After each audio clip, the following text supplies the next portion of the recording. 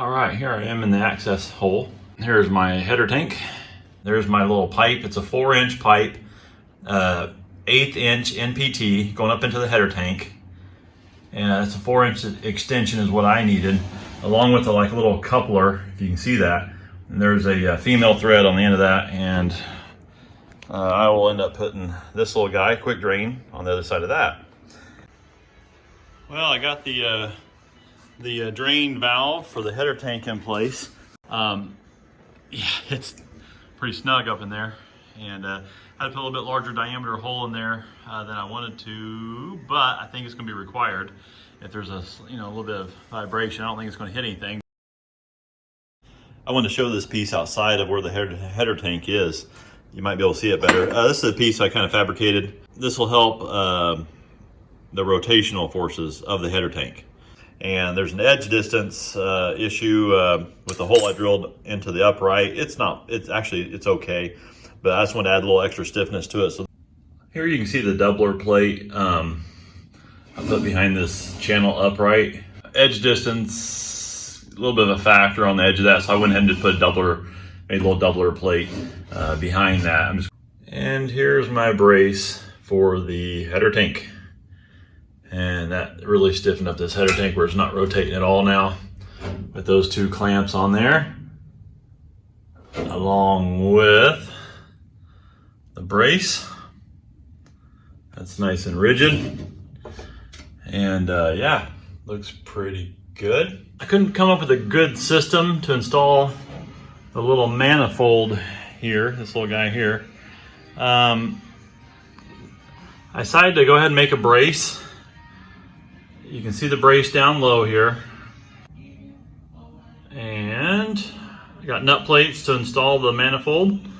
And then it goes up to another brace I made. A little L angle out of 40-some thousandths aluminum I made myself. Just went down the seat there. And so now that's going up and down. And then I can install my manifold right here. All right. There I got my 2 bolts in right there on my check valve manifold. That's running pressure bleed back into the header tank, which will go right there onto that one. These two, the black on one of them, the other black on the other one. These are fuel pumps installed inside of the header tank. And so one will go to each, then through this manifold. And then coming out here will be the main line going into the engine. And this part right here, I'll have a screw on an oil pressure sender. I'm gonna put that on here in a second. Installed my high pressure fuel filter. I ended up getting this plastic. It's a special type of plastic. You heat it up really hot, and it makes it very pliable. It comes in kind of flat pieces, and I went ahead and shaped it to this. Almost like a big Adel clamp is what it is, almost. AN3 bolt through there and a nut, and that seems to work okay. So it's pretty much in line right here. So I'm gonna go ahead and drill another hole so my fuel can come straight out here and then tunnel down underneath here, underneath the seat, wrap around it, and down that hole right there. I was getting ready to connect my high pressure fuel filter to this area right there, but then I realized I hadn't put this brace in. Something needs to brace this arm right here. So anyway, I figured I better make this, because we got rivets. Gotta rivet this guy on, and then this on the inside of this, or on the outside of it. And if I had that fuel hose going down there, it would limit my ability to rivet this cross brace in place. And this is looking at the top side of this cross brace right here. That's the part I'm putting in along with this. But very tight clearance, especially right here. I'm gonna have to drill some holes into here. And that fuel tubing there, that would definitely been in the way. Here's what that little cross brace looks like outside the airplane. And this, I'm just kind of put a little grease on this surface here. Got the cross brace in, that part right there. Rivet that part right back there. I had to take off that brace on both sides. Had to take out my flat motor totally, and my fuel filter. Had to take all that out just in order to drill those holes and rivet.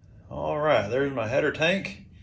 My drain, it goes down to right there. My two mains coming from the fuel pumps, my return, and the main one going down to the engine. And from there, go down to the high pressure fuel pump, then onto the forward cabin. On the other side of the fuel pump, there you go, there's a fuel pump. Goes into there, underneath the seat, does a little loopity-loo. There you go, you can kind of see that. Cube, the red cube for my fuel flow sender. I don't love this location, but that's what I'm gonna go with for the time being. Again, don't love it yet, but we'll give that a shot there. So, all right, have the fuel line routed, mounted, secured for the most part, and coming out here with a little L angle, or sorry, an L fitting. But for now, I'm gonna end up doing the coolant system first, just because that's going to have to be set in a certain place. I have more freedom routing the fuel line. And there's a radiator mounted, along with the exit from the fuel line, the red cube for fuel flow, and going back up into the fuselage. And here's the front of that. And I just got that little hose terminated right there. You can see a little fitting on the end of it, and we'll route some of the hose for the radiator, and then I'll continue on with the fuel hose from there. I decided to make an access hatch or access panel right here where the header tank is. Here I got this from a company pre-made already, and that's the this will actually go on the inside. This will be the inside frame. So I squared it up to these rivets the best I could, and did that. And the other parts of them are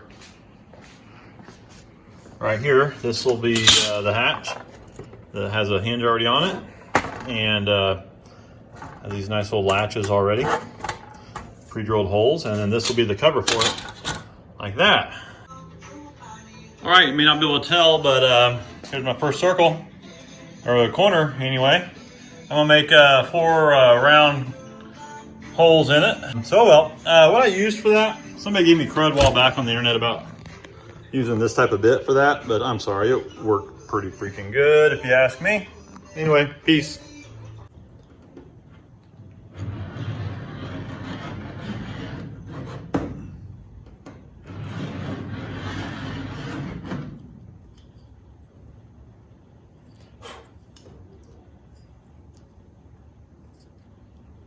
The Alpha knife.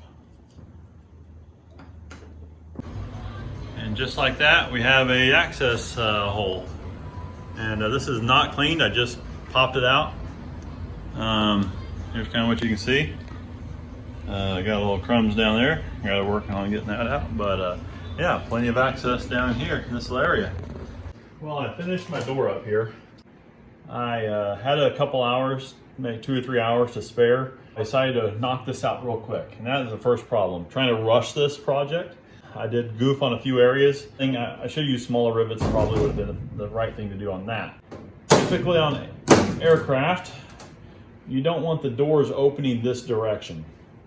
You want the flow of the wind to close the door. Rushing around, I knew to have it the other direction, but I don't know why, I just started drilling holes, and next thing you know, I was like, oh no, it wasn't until after I already fully committed to drilling my hinge holes here that I was like, this is the way it's gonna be.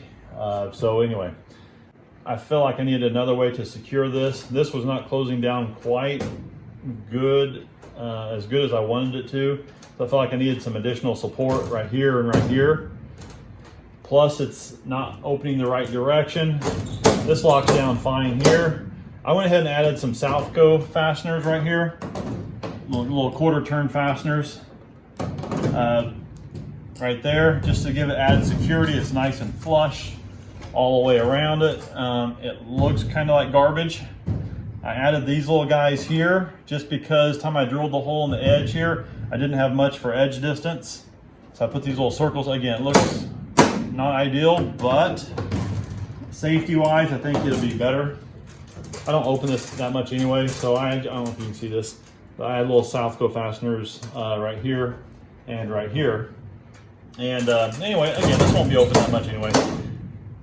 And I think adding these, even though they look like garbage, I think it's probably safer that way.